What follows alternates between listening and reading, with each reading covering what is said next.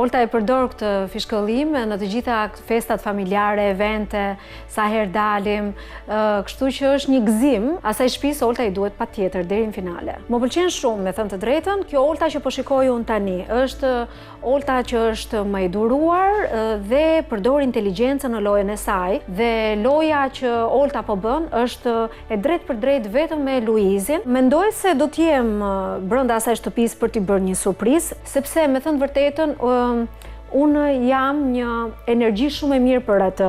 Nëse do t'i thoja diçka kritikuese, do t'ishte humori i saj, të cilën duhet ta nxjerrim më në pa. Ka humor të zi, po e ka shumë të bukur. Mund të qeshesh pafund me Oltën. Unë përshëndes motrën e Oltës.